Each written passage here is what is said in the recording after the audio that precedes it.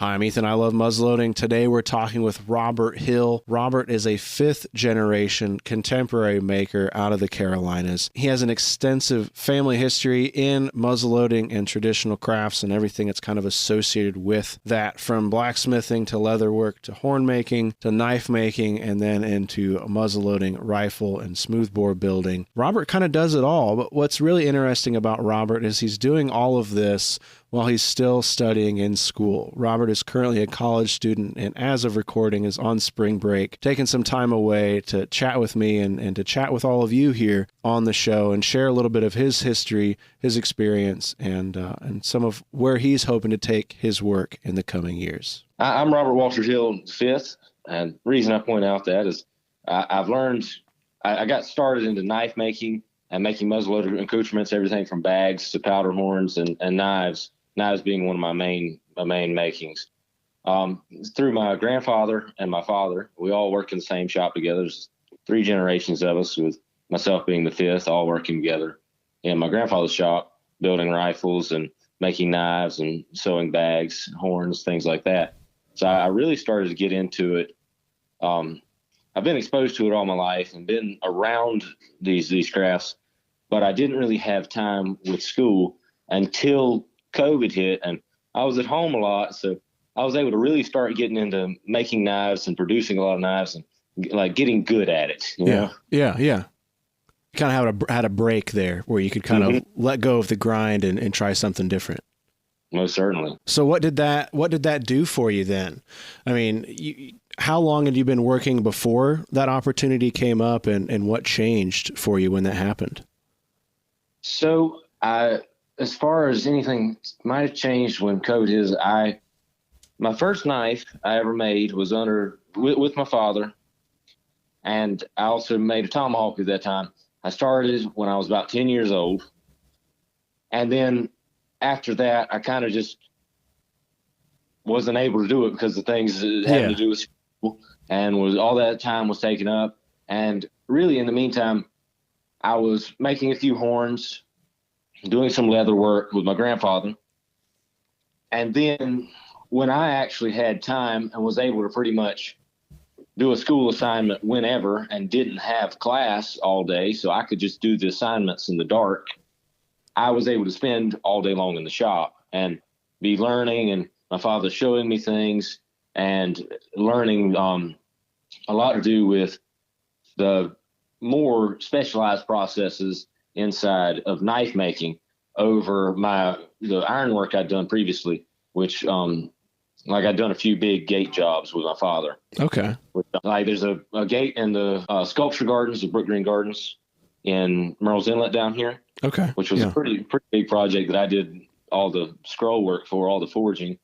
So I'd had a lot of experience with the forging items and using a hammer and using tools before I started really getting into the knife making. So that kind of allowed me to skip all of the skill learning and get to the fun stuff. So I was able to be out in the shop really enjoying just making a knife rather than having to learn how to use tools as I went by. So I had a lot of build up, and then I had a chance to just kind of go wild with it and make things instead of having to be worried about I got to go to school tomorrow or at school. That's really neat. So you talk about working in your father and your grandfather's shop. Have they always worked together? And is this the same kind of family shop that's kind of dating back to these 5 generations, or is that knowledge and equipment kind of moved around as the family has? So our shop is, my grandfather moved this shop. It was a tobacco barn. It's a log building. Oh, nice. He disassembled it and moved it to his property and started using it as a shop, I believe, in the mid 80s. Before that, he did wood carvings and figure carvings while he was working full-time at the paper mill. Mm-hmm. So before that, his father was a carpenter, a contractor, did some woodworking and carpentry work. Before that, I believe he was a blacksmith or had some blacksmithing background. Yeah. But for the most part, a lot of the gun building and blacksmithing started when my grandfather was making some of his own carving knives and wanted to build a rifle. So, unable to get some of the parts or afford them, he began to try and forge some of them and start. And at that time, my father was around, I believe, somewhere between the age of 10 and 13. He began to do a lot of ironwork. And up until right before I was born, that's what my father did full time. Was he was a blacksmith doing ornamental ironwork and things. He started working with Philip Simmons down in Charleston and started to kind of develop and pull from that style. And a lot of things he learned in terms of ornamental ironwork came from Mr. Simmons. So it's kind of been a build up. And because of that, always being there for my entire life, I've always been exposed to it and been right at their feet or in the shop or messing around with something as a child. So it goes back a little further, but really the three generations that are in the shop now are the only ones who have been in that specific shop. Okay. Yeah. So would you say that it being like growing up in it is what kept you interested in it? I mean, there's so much now pulling people there's so many interests and so many hobbies that you can get into and so many skills that you can go out and study. Did having your father and grandfather in that shop help keep you in it? Or is it the kind of thing that you think you would have always come back to? I believe I probably would have always come back to it because it's really, I've been around it since I was born. That's kind of one of the things that when either my father or my grandfather liked it, it's something I was always around. So things I grew to like these skills and working with tools and making things. And in general, I just like, I find myself to be liking to be creative and liking to be able to make things, because it's much cooler when you make something and use it than just going to go and buy it and use it. Yeah. So I think even if I hadn't been around it all the time, like if I had been disconnected from it from my childhood or something, and I probably still would have come back to it. Yeah. Because I grew up, they carried me to reenactments, they carried me to the North Carolina State Fair. I'm always around the things. So it makes me happy to do them and know that I'm carrying on something that they've always done. Yeah. Well, I can hear it in your voice too. There's a sense of pride in that you're keeping it going and doing that study to carry it forward. I think it's really special, and I love hearing that come out in your voice. You've got kind of this family tie and this family connection with all of this. Where are you, I guess, at this time, and then where are you planning on taking it in your own lifetime here, in your own time that you have to dedicate to these skills? Is there an area that you're focusing on more or less than maybe your father or grandfather have, or are you following in their footsteps pretty closely? Well, I'm tending to. I follow pretty closely in the ideas that they go with. Like my grandfather, his favorite, as far as rifles go, there's nothing he loves to build more than a late 18th century mountain rifle. Yep. That's what he loves to build. I mean, that's good taste. You can't argue with that. Oh yeah, they're delicate, beautifully architectured guns, and I like that. I like that a fair bit. But I'd say one of his things was he likes to boast that he can do all iron mounts. He can forge everything he wants to on the gun, and that's something I try to stick to as well. Especially being friends with Ian Pratt and everything. You know, forging ironwork on the gun that's fun. It makes the gun a whole lot more personal and a little more personalized.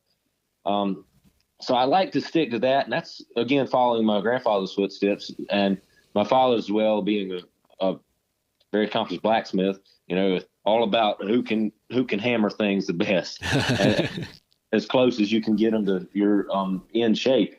So I'd say I'm sticking pretty close. Yeah. But as far as the knives go, I tend to go a little bit different direction. I keep the same general shapes that I'd say my father's always used and like to go to as far as blade styles. Again, it's kind of 18th century, mid 19th century style knives, which sometimes I differ. Sometimes I try to make a little bit earlier things. I've made a few dirks and everything, which are a little, European stuff Yeah. rather than the early American stuff that I'm used to seeing being made around here. But other than that, we're all in the same shop, normally working at the same time. So we kind of have a great blend. Yeah. Where somebody might point something out and give you an idea on something, and then you turn around and do it. Or if I'm in the shop by myself, I might go a completely different direction. Right. When nobody's watching, you can kind of let it run. Yeah. So I'd say, so it makes of both. A little bit of my own artistic, like, stylization, going a little bit of my own direction. But for the most part, I like to keep to what I've seen and know works well, which is normally coming from my grandfather or father. Right. But again, 18th century, 19th century kind of ironwork and rifles and knives, bags, horns, all kinds of stuff. So what drew you then to kind of, and correct me if I'm wrong here, but kind of focusing on the knife aspect and the knife creation out of this? I mean, there's so much to make in this kind of era that we're discussing here, and in just the muzzleloading era in general. What was it about knives that kind of pulled you in? One of the things I like about the knives is you think about a rifle, large canvas, lots of room to do some like artistic decoration. Mm-hmm.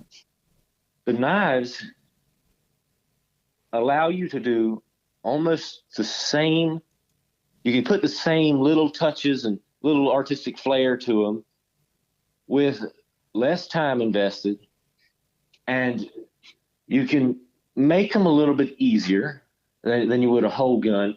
So you're able to, like most time, I make a bunch of blades. I forge a bunch of blades, and then I go back to work on a gun. And then when I get to a standpoint on the gun, I go back and I start working on those knives, whether it be getting them heat treated, putting handles on them, mm-hmm. Maybe I'm filing out a guard. While the knives, I make more knives, of course, than I do guns, because I'm really just starting. I've only made, I believe, 6 or 7 muzzleloaders. Mm-hmm.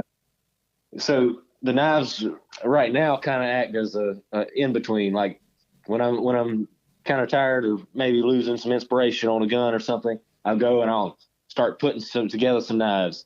And I find that knives are a little bit quicker to sell, so they make money, mm-hmm. and kind of keep you from going stagnant on something. You're able to stop, make a quick knife, maybe you do some engraving or some carving or do something cool to the handle, Yeah. And then you can go back to the gun. Right. But that's one of my things. It's like the knives, there's so much you can do with the knives, and every single blade is going to be different. So I find that that's like just a good way to express myself, I guess. Yeah. That's the way to say it. I think that's something that we hear a lot of is, I think it's very rare that somebody just makes one thing. And I think it's good. And I enjoy hearing that, not against people who just make one thing out there, but I feel the same way. And a lot of people I talk to feel the same way, that a large project is a big project. I mean, it's hard to sit down and focus on that and put in your best work constantly, especially on something like a rifle. And having those kind of smaller pieces to go back to and kind of complete a thought in a quicker manner, so to speak, allows you to let your mind stretch out or rest a little bit after the primary thing. And that's kind of one of the ways I use it, because it'll be funny because it's always random, like increments of time, because I may work on that gun for like 2 or 3 days, or I might work on it for a few hours and decide I'm going to work on a knife. Yeah. I can get sidetracked in the shop, but it keeps you from getting bored, Yeah. It lets you give you something to work on while you're not really too enthusiastic about working on something else. especially if it's something like you're putting in a lock or something on the gun. It's like, well, I'm going to take a break, and then give you something to do. Yeah. Instead of sitting there, you know? Right. It's hard to force some of this stuff, especially when you kind of get into the more artistic side of things. It's easy to start to feel rushed or get anxious about getting something done. But at least I find I never want to push it. if I don't want to be working on something, I shouldn't be working on it, especially if it's important.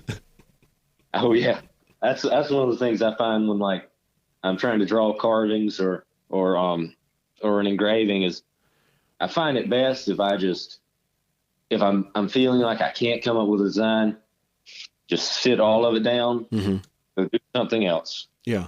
And the next time I come back to it, there's ideas in my head and I'm ready to go on it. Yeah.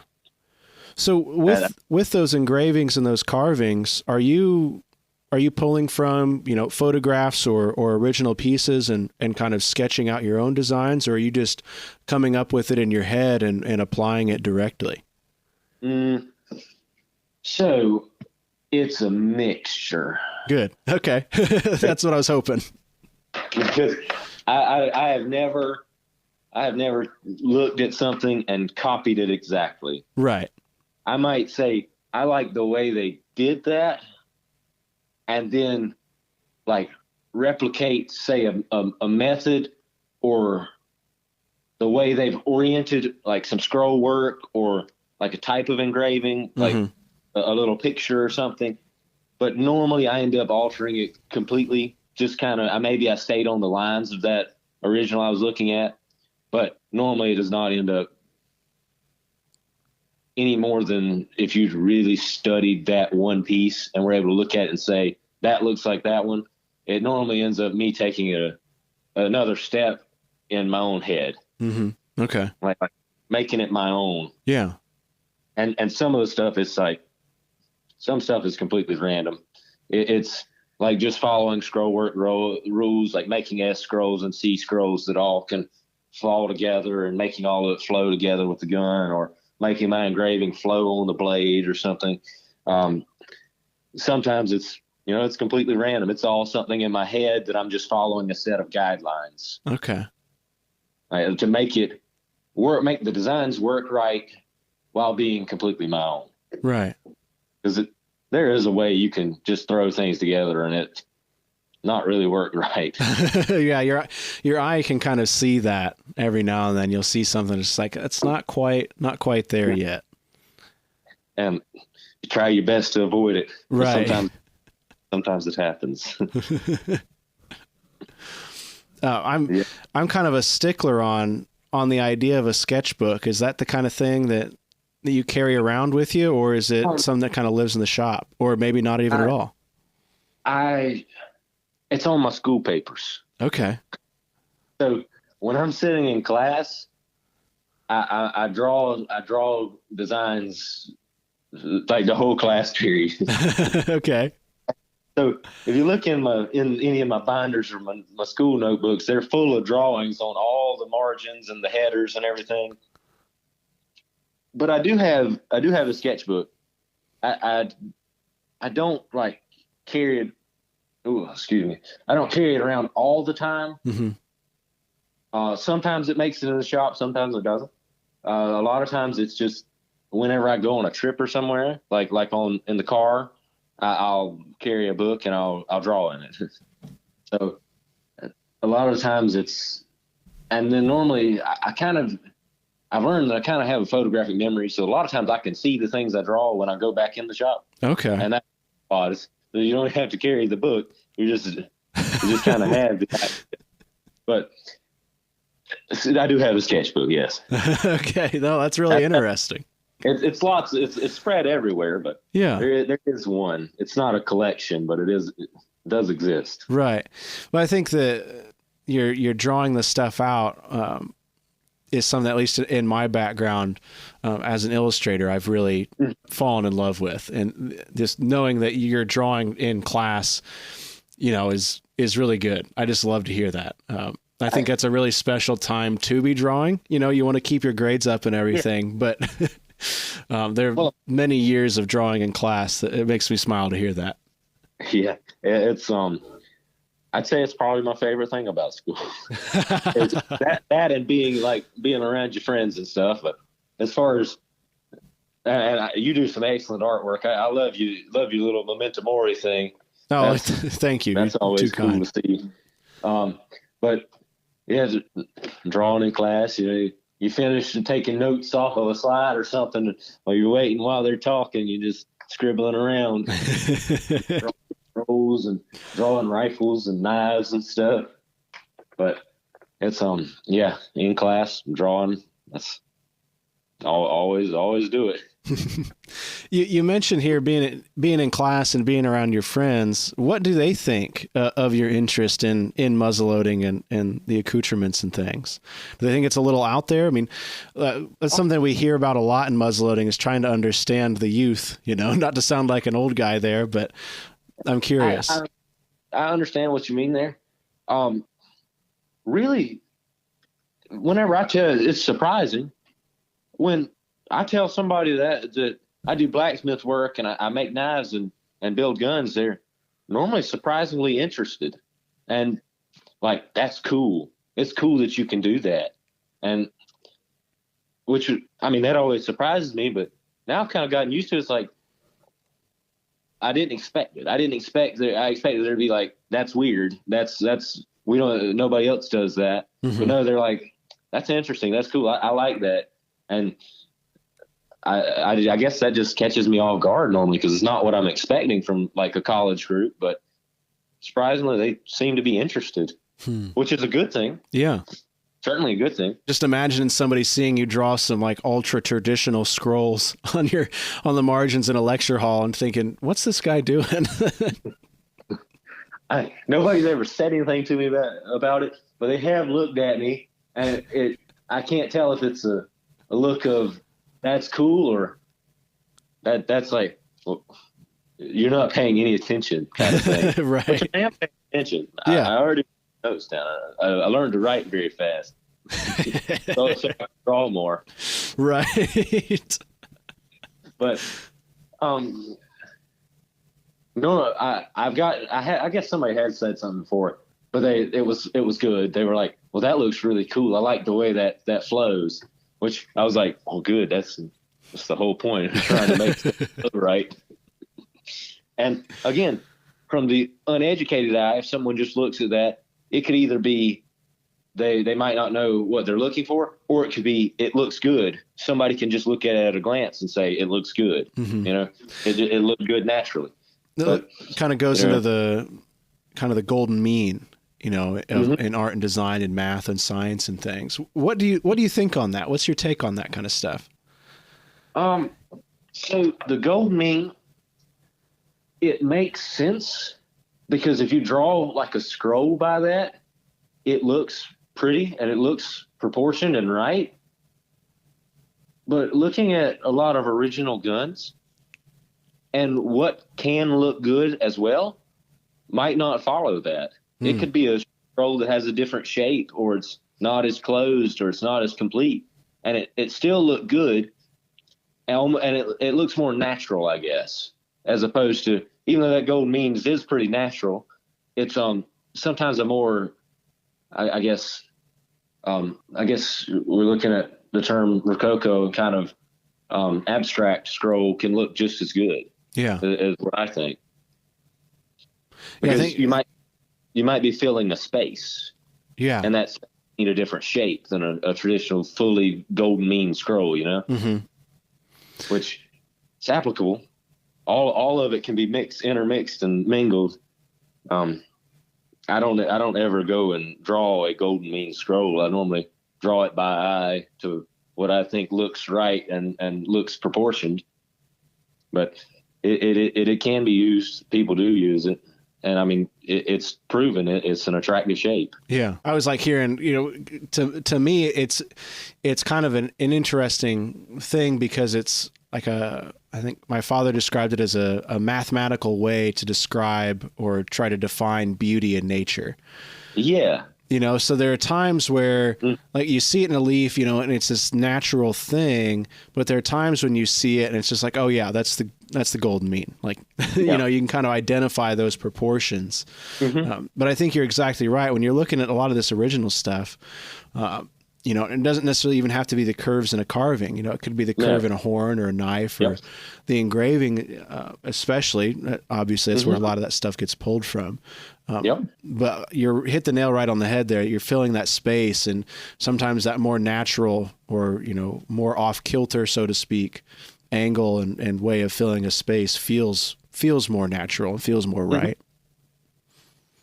I think, and what I'm thinking about when I say that as a specific example is, I think it's on.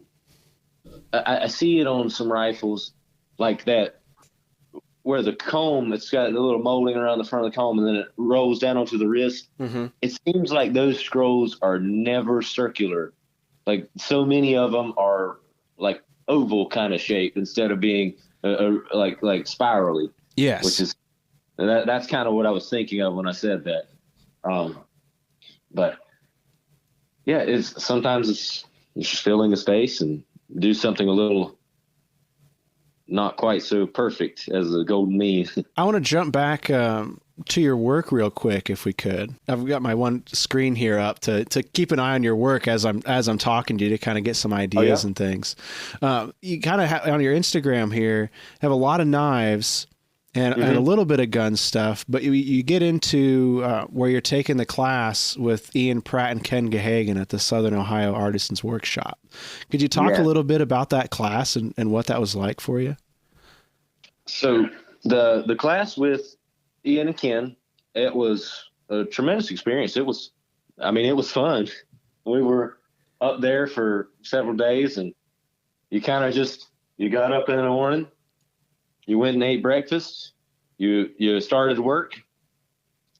You had two great minds to kind of help you, point you around and give you pointers and assist you on designing things or anything you needed to accomplish as far as the mechanics of the gun as well.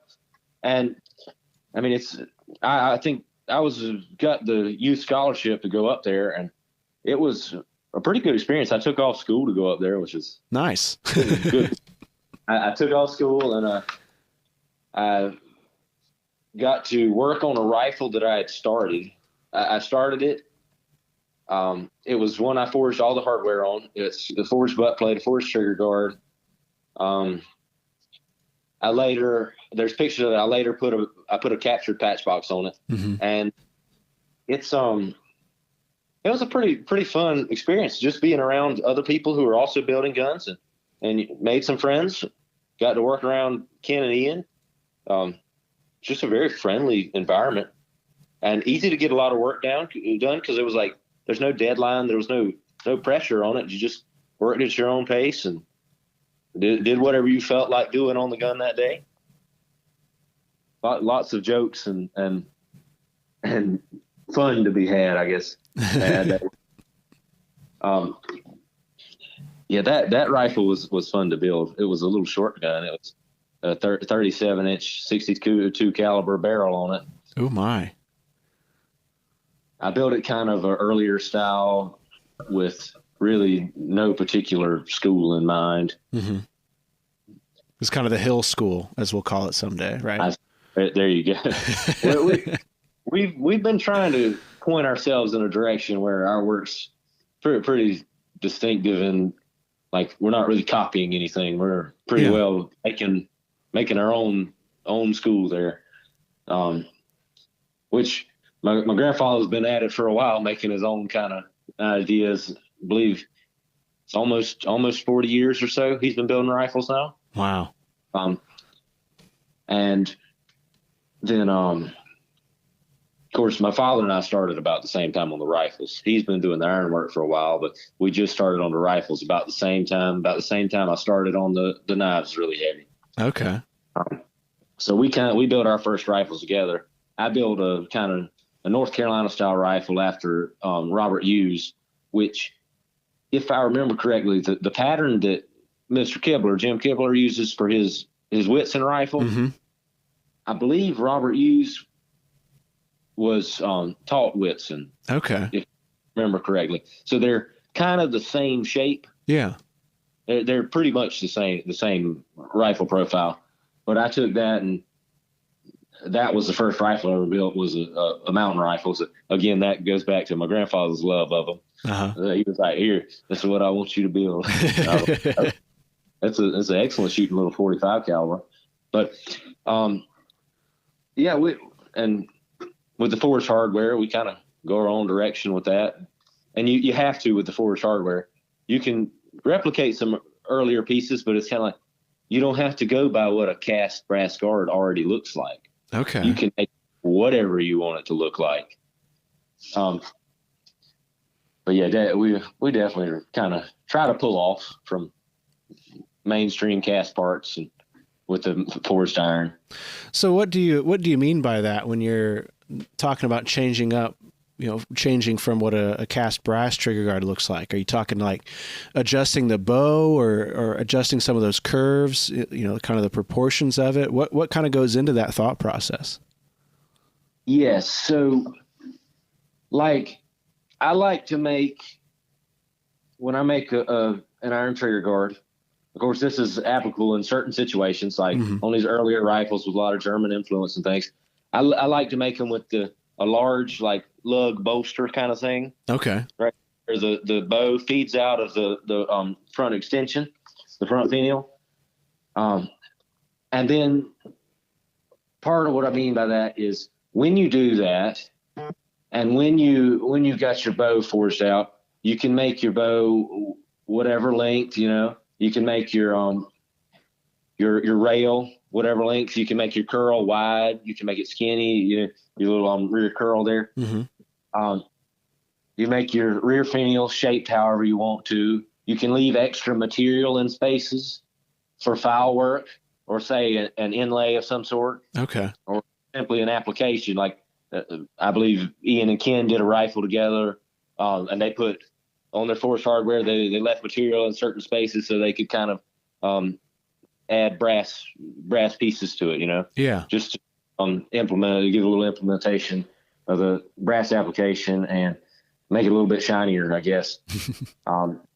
But just stuff like that, and the file work you can do with that extra material, those bolsters, I always do some decorative file work instead of just leaving them plain. Just stuff like that's kind of what I mean. Okay. You stay the lines of a traditional looking trigger guard because that's what's been used, and that's what obviously was liked the most, and it still is because they're graceful and pretty. But you're able to do some little changes. It's a lot of it's little details, Mm-hmm.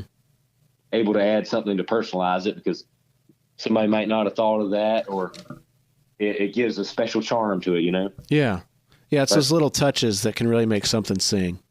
And that's kind of what I mean by it. It still looks like a trigger guard, still follows the lines of an original trigger guard, but has some extra things to it. It's kind of the fun, and that's again the fun in the irons. It's really moldable. Being able to go from a bar to making what you want. You really have an opportunity to kind of control that process, or maybe not control, but maybe let it guide you, on what it wants to be.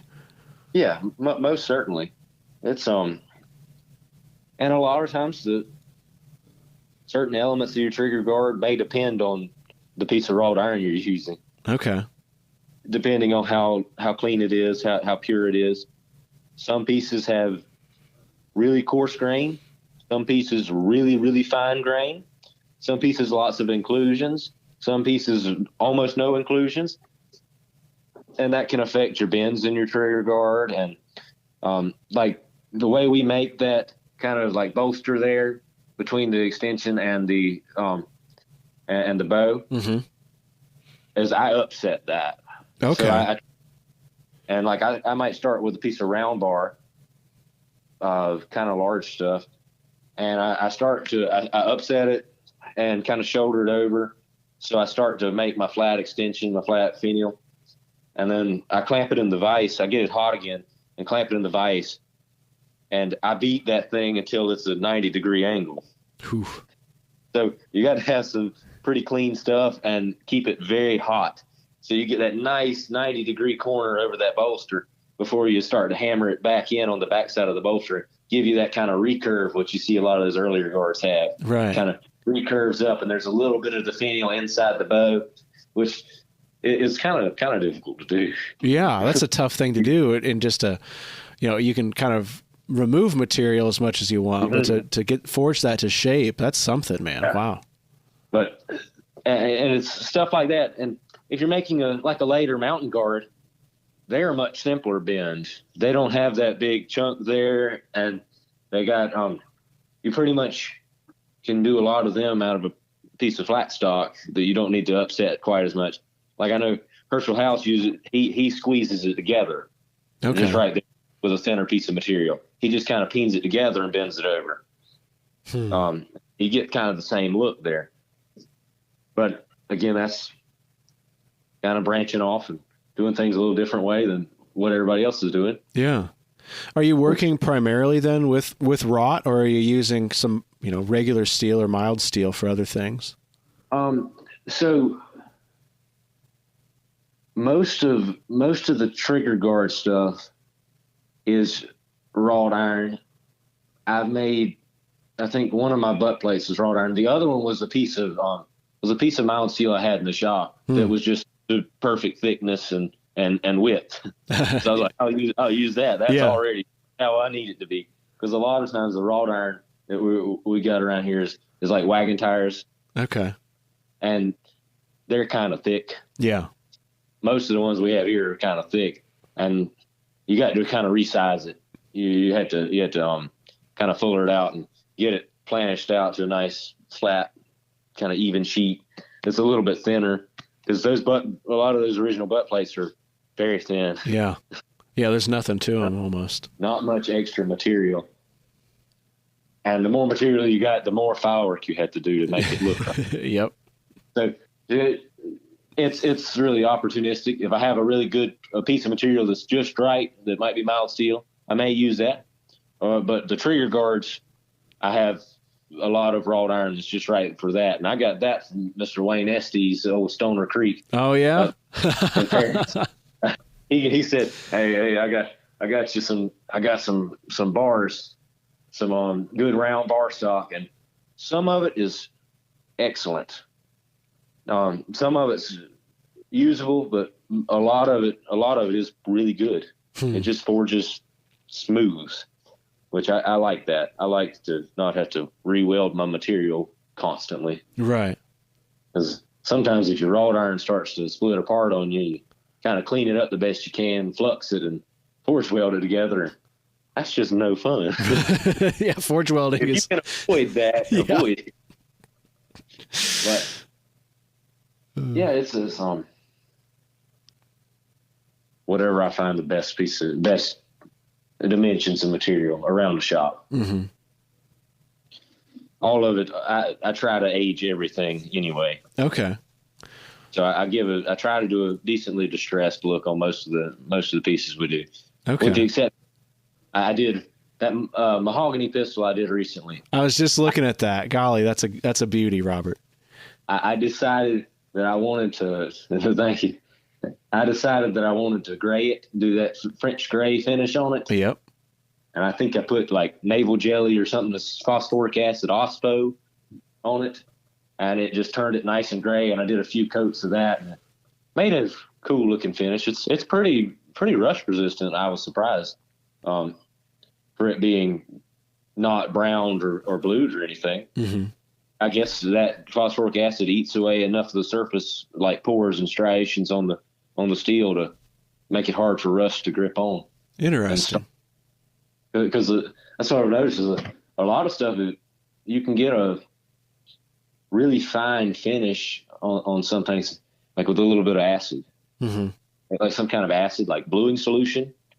I found that if you take to like a 220 grit or so on a piece of steel, and then you like blue it and let that sit there for a second, like cold blue works fine. And then steel wool it back off, and it just makes it so slick. And I kind of am thinking that it might be, it just kind of eats away a little bit of the sandpaper, like the grooves from any of the sandpaper might have made, those little micro grooves. Yeah. And just nice and slick, Huh. which is, I don't know if that's true or not, but it certainly feels like it when you bring it. And so I like to do that sometimes. Yeah. And that's whenever I'm making a knife that's not aged, we normally do a pretty dark cold blue finish on it, just as rust resistance, and it'll hold up in kitchen use with lemons and dishwater. So, it must be pretty tough. Right. This podcast is brought to you by Thor Bullets. Thor Bullets are a premium full-bore muzzleloader bullet designed specifically for modern inline rifles. Thor Bullets do not require plastic sabots or belts to be fired, meaning less cleaning for you between shots. The patented copper base creates an airtight seal, giving you greater distance and accuracy.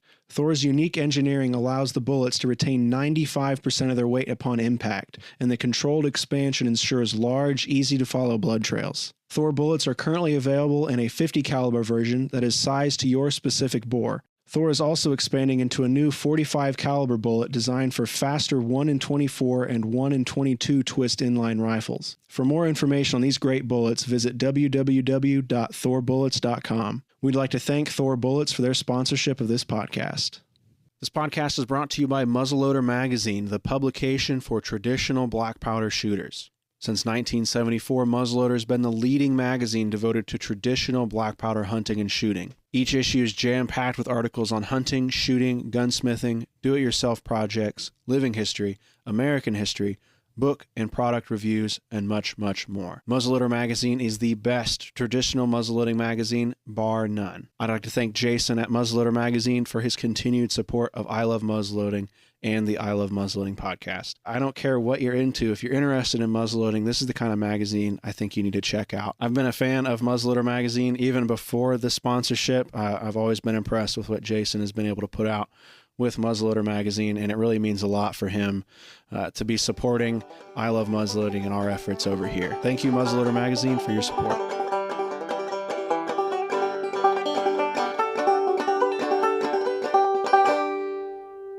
What was the kind of inspiration for that mahogany pistol? Because I've got it up here. It's a pretty long barreled 45 caliber, it looks like here. Yeah. It's a 12-inch barrel. I think it's a 3/4 barrel, 3/4 inch. I think it's either 3/4 or 13/16. But I bought 2 of those barrels from Mr. Ed Rail. Oh, okay. I bought them at, I think, Knoxville, at the Knoxville show. But I bought them. He had 2 of them there, and he said he had them marked something, and I said I'll buy both of them, and he lowered the price for me, so I bought both of them. And I have the other one still in the shop. I haven't used it yet. Okay. But the inspiration was I like a longer pistol. I just feel like they look nice and long and slender. Yeah. And I routed that barrel channel at the house because it's a straight barrel. And then because it was a 45 and I wanted to put a pretty small ramrod channel in, I hand cut the ramrod channel, which came out surprisingly straight. That was the second one I'd ever hand cut. First one being on that hickory pistol, that 66 caliber, and I hand inlet the barrel and the ramrod channel on that one. But I just wanted a small, slender gun that my idea was a Charleston furniture maker decided to build a gun. Okay. Because Charleston was a large port that imported a lot of mahogany at one point. In fact, we have a lot of mahogany. I don't know exactly where its origin is, but it is it's somewhere from either South America or Central America area, maybe some of the islands. But it's some of it's almost blonde and some of it's like deep red. And I can't tell if it's like sapwood and heartwood. Okay. Because some boards are completely blonde. But we redid my grandmother's kitchen all in mahogany. So we were doing a lot of cabinetry work, and I thought about it, and I thought, well, I have planks thick enough to get a pistol. We have some planks that I have a little small Fowler drawn out on. build at some point out of that mahogany. But the inspiration was, I'd say, looking at a lot of mahogany came through Charleston. So let's make it look like a 19th century cabinet maker or furniture maker decided he had got him some gun parts and went to building a pistol. And that's kind of the idea behind the German silver and everything on it. So it's a little bit late time period than than what I would normally build in the 18th century. So I went with German silver to kind of complement my dark staining of the mahogany, because I was surprised. It started out, there's some pictures of it unstained. It started out like almost a creamy brownish pink color. Yeah. And then I put that nitric acid on it, and it turned this deep, rich red. And I guess that's a mahogany red. It's what I referred to. And I felt like I needed to have everything else bright, like the trigger guard and the barrel and the lock, just have them a kind of bright gray, which I like the way it looks. It's got, I kind of like I did a little swell to the butt of it. Yeah. It's a very slender pistol. It is. I love very slender. I love the shaping of your lock plate mortise as it comes around. When you said, and the shape of the butt too, it kind of, it makes sense to me now, and maybe it sounds a little silly, but those look like curves and shapes that a furniture maker would apply. Like I can see kind of the curve of the seat of a chair as it comes around kind of on the butt of it there. And just that gentle break between the lock plate mortise and the grip is really exquisite. Yeah. I was thinking on making the grip out like that I was thinking about like a claw-footed chair or something. Yeah. Okay. I had to swell out, but I didn't really have enough. I didn't feel like it would be appropriate to carve the claws on there. Although that would have been kind of cool. Yeah. Maybe that's what the other barrel's for. Yeah, maybe that's what but that's kind of the idea there. It was like, this is a Charleston furniture maker. He was going to build him a gun. Let's make it look like that. Yeah. Mahogany leftover from a chair or a ship of robe. But that was kind of my inspiration there. So do you have kind of stories that go along with or kind of those initial concepts that go along with a lot of the pieces that you make? Not really. That reason behind that one was it was mahogany, and I was trying to think of what would be a rational reason for the mahogany use. Because I think it was Isaac Haynes' rifle was mahogany, I believe.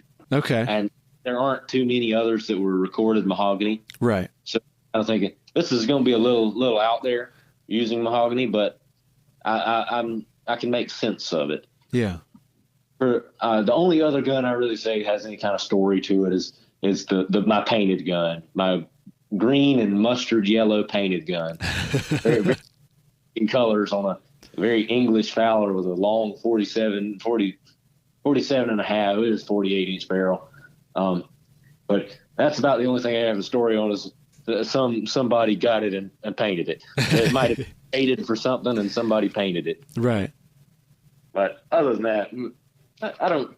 The stories are fun. I love reading people's stories when they write them about a gun. It is funny to hear them, but for the most part, could come up with them.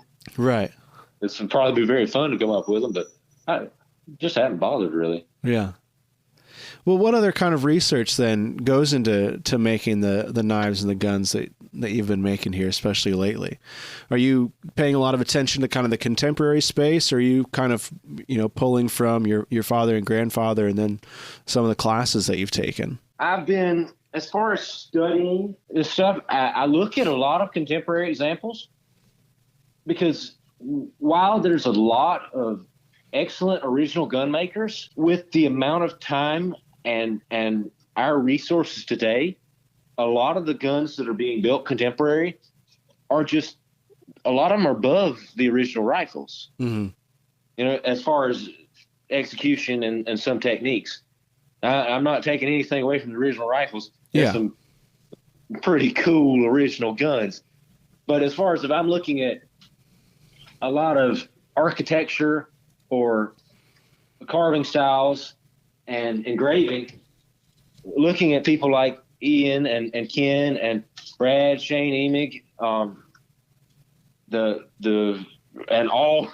That's just some of them I'm thinking of right now. Right. There's so many. You can't name them all. Look at all of these great gun builders. It's like, these are good places to look because these guys are, a lot of them, that's what they do completely for a living. Mm-hmm. So if that's somebody that spends their entire time studying original pieces and building things that are drawing from those original pieces, I can look at that and get a sense of the original pieces as well as the contemporary. But because my grandfather has a pretty extensive library of books, I'm always looking through books of originals as well. Good. You see all kinds of stuff, and a lot of the more fun stuff I see is some wacky stuff that some guy did on an original gun. But so I can't really point out exact resources. Yeah. Like, I look at Bill Ivy's book a lot. I love the Moravian gun builders books, and Mr. Michael Briggs's books on the North Carolina rifles, because really kind of following the footsteps of my grandfather there, the Voglers in Salem and that area. Those are some of my favorite guns. Okay. Yeah. I like the kind of North Carolina Lexington mix architecture there. It's kind of, the guns are a little bit slimmer at this period, and they just I just like that look a lot. And their engraving I always like their engravings and carvings as well. So that's something I kind of look at as also when I'm studying and looking at what I might want to do. Right. But so books like that, again, North Carolina, a lot of North Carolina focus. That's kind of where my grandfather's side of the family came from, is side of North Carolina, the coast of North Carolina. There. Okay. So, but kind of drawing on those roots and following that idea. Yeah. Well, it's such a hotbed of American history too, the Carolinas. I mean, it's got to be everywhere down there. It is. Living in Georgetown, right outside of Georgetown and Plantersville, we've got all kinds of stuff. Everything from early Rev War history to way before that, and all the way up through a lot of plantations right down the road from my house. So it's fun. It's also cool. We get to be involved with a lot of restoration on some of these houses and doing ironwork for them, and a lot of the historical upkeep on all these old houses. And of course, one of our continual projects that's been going on since my grandfather bought the house is the house, the summer house for Chicora Wood that was owned by the Governor Austin and his daughter of South Carolina. And this house was built in 1790, and we still rolling around keeping it up. Wow. It's quite a project all the time. But I bet. It keeps you in the spirit and keeps you in the game of, I'm building 18th century rifles and working and staying in an 18th century house. That's something really special. Jeez. Yeah. But yeah, so I mean, it's really a shame that we don't. It's so hard to find a lot of the South Carolina rifles that may have been made or kept in South Carolina. But with my father's museum experience and working as director of Ward County Museum, we have access to a lot of South Carolina museums through his friends being other directors and things like that. Mm-hmm. I believe the Lexington County Museum has one of the largest collections of South Carolina made rifles. So we get to handle them and see them whenever we go up there, like Quattlebaum and people like that. Okay. We also made a discovery one day. There was a record of a rifle being made or having been made by Captain John Murphy, and it was very interesting. It was made in 1813, I believe. Okay. It had a beautifully done silver plate on the top of the barrel. It's the forestock's missing. We only have the buttstock and the barrel and I believe a piece of the lock. We don't have it. The family has it, but we got a lot of pictures of it, got to handle it. But it's got a almost Lexington, Kentucky style patch box. Huh. It's a cat patch box, which is what was interesting. With a hidden hinge, one that's got the bar through the wood underneath the box. His engraving it looks like a trained English engraver did all of it, which is what it is. It employs English borders. His letters are like a English block lettering. Uh-huh. So he was in King Street, which is only like 45 minutes from the house, which is kind of cool. Was a gun maker, and that early right down the road, basically. Yeah. And then the best part about it was here we are holding a John Murphy rifle, and Bartel, which was a German who lived in King Street, and there's a road named after him and everything, and he wrote down journals. He has a journal and his son as well kept a extensive journal of his day-to-day tasks. And he mentions taking rifle. He was building himself a rifle. He said, taking rifle to Captain John Murphy. Huh. And it was like, he was carrying his gun to John Murphy, and here we are holding a gun to John Murphy build, which is kind of cool. You could link it back to, a journal, 18th century journal. But that's one of the things is seeing South Carolina guns, because our South Carolina history is cool, but there's so many North Carolina guns. Yeah. It's like an abundant resource that if you want to draw from North Carolina influence, there's books and books and books about North Carolina rifles. But it's again, that's part of the thing. One of the things we kind of tend our style towards, North Carolina stuff. Yeah. Well, being there with that abundant influence, I mean, it'd be hard to not make a North Carolina gun, you know? Most certainly. You yourself, I mean, you're still fairly young.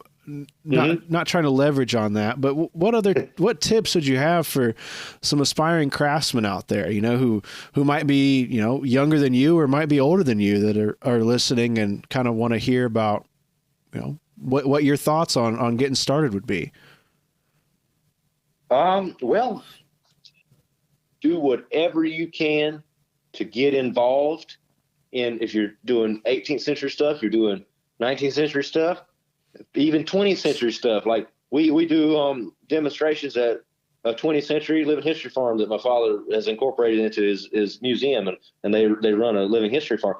Any of that stuff, if it's a craft involving whatever time period, doesn't matter if the community you're getting into is directly associated with that craft, but even just that time period, get involved. Say you're just on a forum. Maybe you're just on like the American Long Rifle Forum or one of those other muzzleloading forums, or try to go to a show. Maybe like you got a show that's a big show, maybe like Lexington, a CLA show. Maybe you go to a Knoxville show. It's a little bit smaller, a little bit more personal with other makers and builders. I mean, that's really all I can say is, other than the traditional, you know, study and look at original pieces and read what you can about things. We have the internet today. You can find all kinds of things through the internet. I guess it's just pushing yourself to jump into it. Because nobody says you have to be absolutely perfect your first time. Your first time you make a rifle, or even you do a horn or sew a bag. Every time you do it, you'll get better. So really get involved with the communities any way you can. If you can't, that's okay too. If you can, it's all to your benefit. Mm-hmm. Just start somehow, some way. Just start going on about whatever you plan to do. And the more you do it, the more you read about it, the more you'll pick up on things and learn things about the process. And of course, there's so many contemporary makers of everything, whether it be bags, horns, knives, guns, any kind of accoutrements of any time period. Try to find a way to talk to some of the contemporary makers who you want to talk to. And that's what the shows are good for. Mm-hmm. And the forums it's like especially the forums, because like I can just post something on here as a question, and some guy who I might never see in my life, but I see his work on the forum or in a magazine, he can respond to me. So, things like that.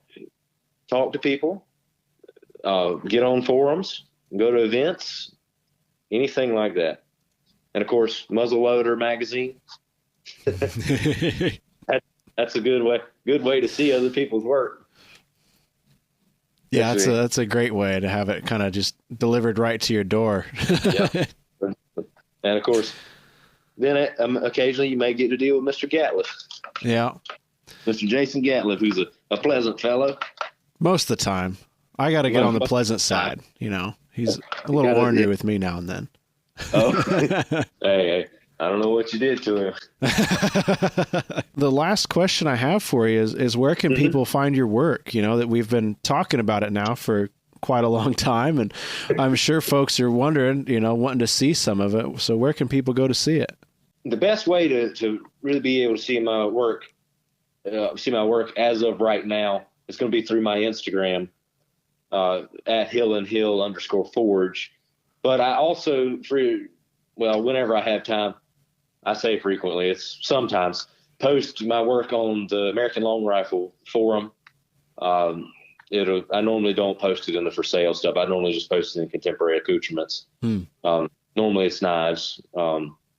I believe I've had some horns on there before, and a spoon. I think I posted a wooden spoon one time, or maybe my buddy Mark posted. But as far as right now, I'm trying to formulate a setup for a website. Oh, nice. To kind of start posting my stuff. It might be a simple blog spot or something, but kind of like Contemporary Makers is run. Yeah. But as of right now, Instagram and the ALR forum. And nice. I normally post pictures, and I mean, if you reach out to me, I might have it for sale. Who knows? Well, that's good. Yeah.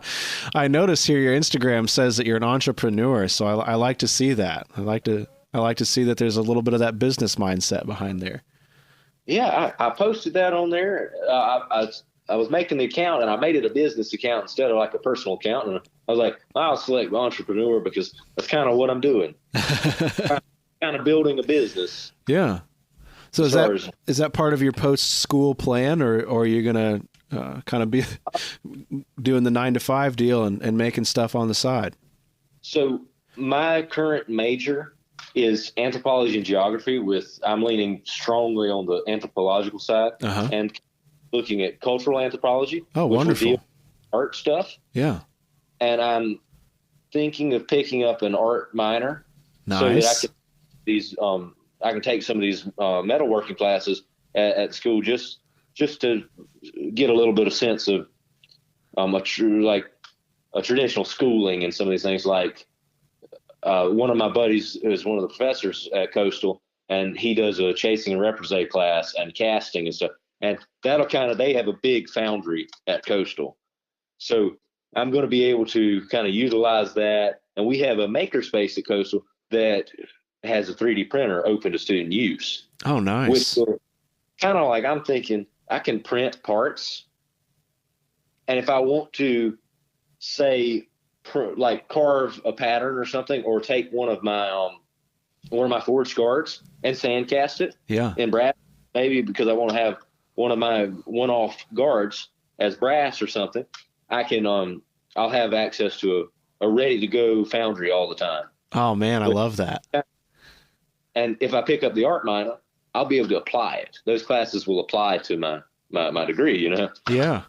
But as far as I'm concerned, I don't really have a specific degree job that I want to jump right into when I leave school. Yeah. I'll probably kind of swing around with the guns and knives, and hopefully there's a lot of historic sites around here. It's always a possibility that I get involved with one of them and become do research on it or something as an anthropologist, while still being able to retain the making knives and building rifles and doing all the accoutrement, other things. Mm-hmm.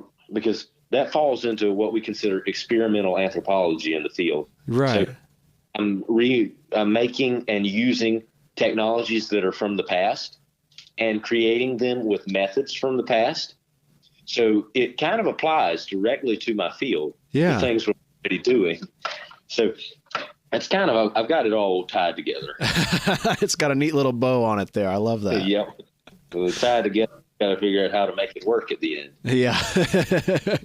But yeah, it's kind of going to have it all tied together. Just make everything relates there. Yeah. So I don't stop one thing to do the other, and I'll be able to keep on rolling through, because I feel like it would really be a shame to just have to cut myself completely out of making knives or building guns, those are two things that I really enjoy. I could do nothing but them for the rest of my life and be perfectly content with it.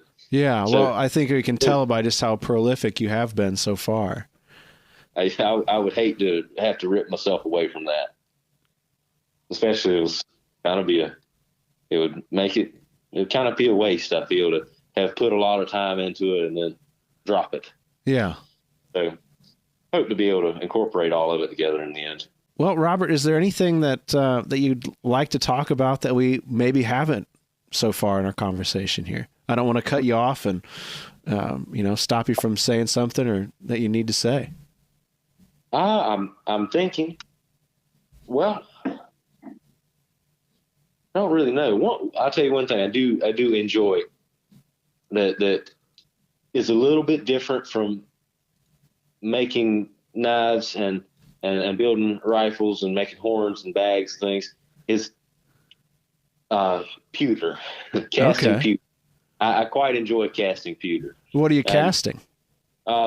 We cast with my grandmother's display. She does a display and sells like figures and jewelry and spoons at the North Carolina State Fair in the Village of Yesteryear in Raleigh. Okay. But for the most part, whenever we go to these historic sites and do demos and things, I normally end up with the pewter demonstration. So I end up casting a lot of 18th century style spoons, which is, I find that more fun than the figures. Of course, there's a lot of cool little like 18th century style figures that you can cast, and people love them. Yeah. They also spoons. And I think the best part is one of our molds is an original 18th century bronze mold. Really?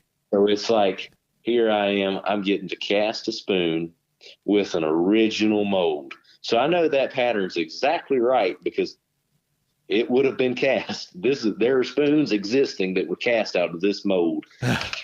So that's something I always enjoy.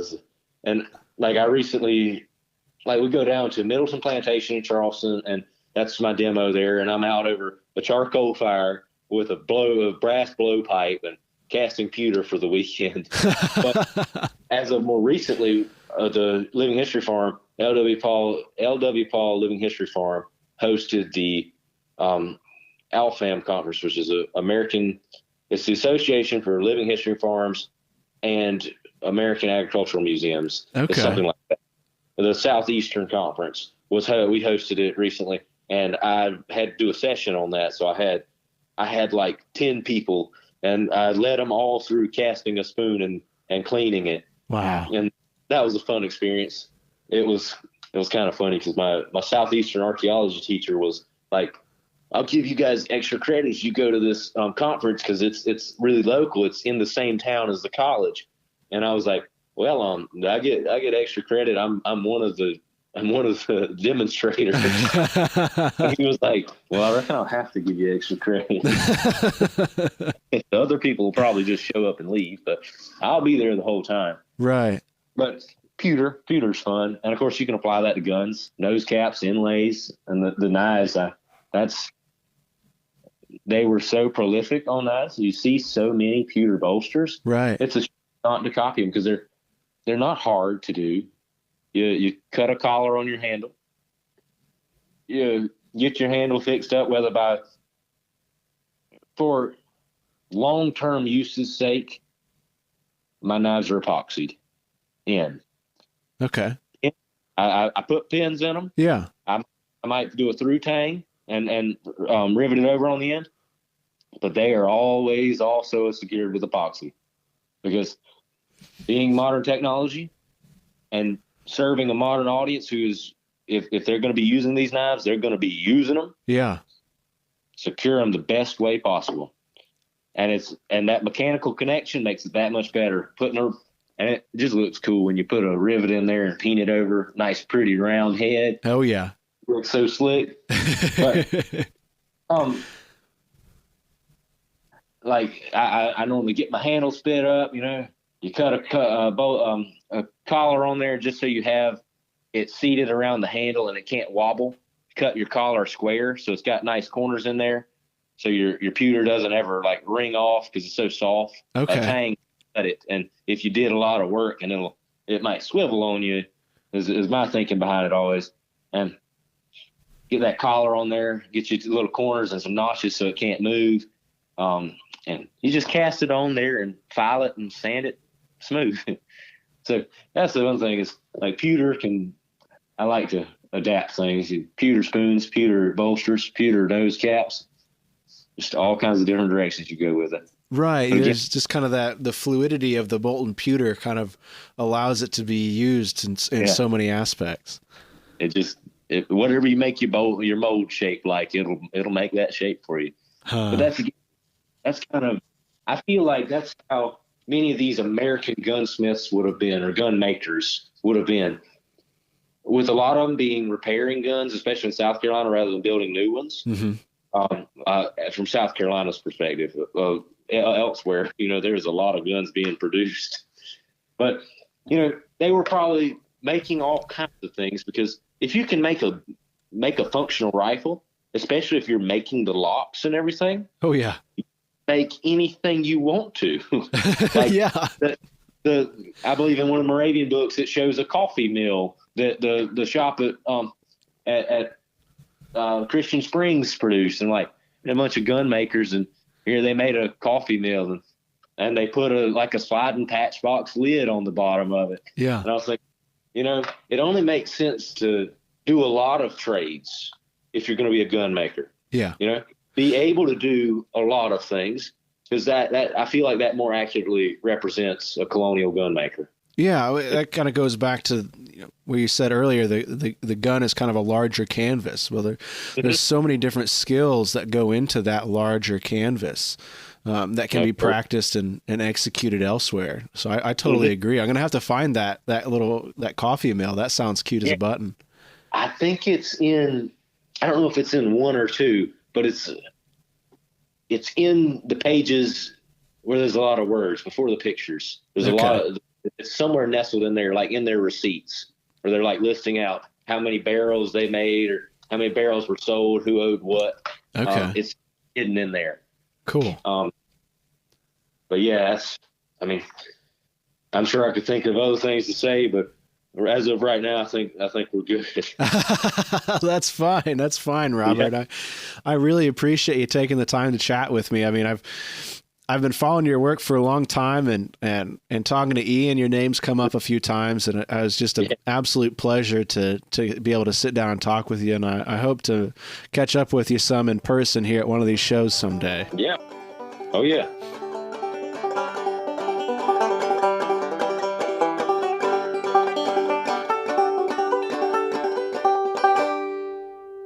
I'd like to thank Robert again for coming onto the show and chatting with us and sharing his story, his kind of family story.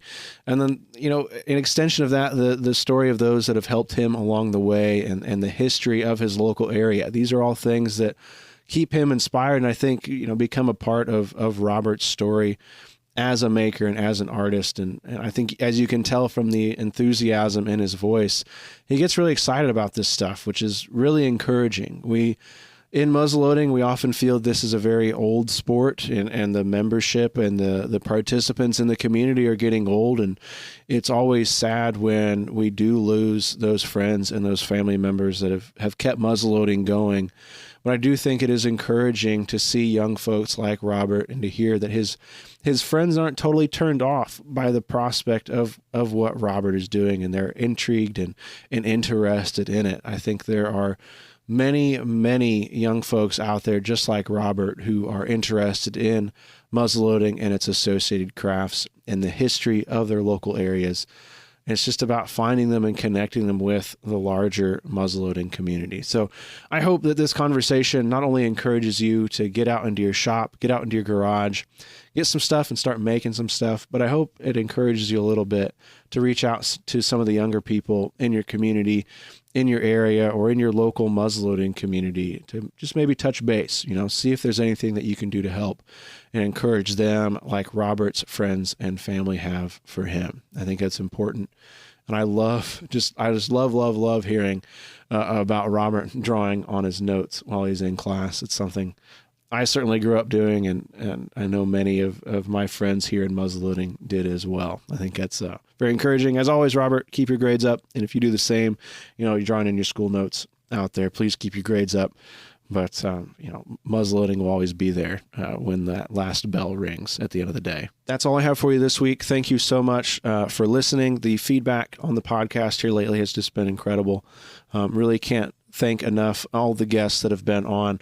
I'd like to thank Robert again and all of our guests that have been on. It's really been fantastic chatting with all of you and sharing these conversations. So thank you all so much for the continued support of the podcast. I'm really excited about where we're going here in 2023 with the show. A lot of great guests lined up. As always, I'm Ethan. I love muzzleloading. Thank you so much for listening. We'll catch you next time.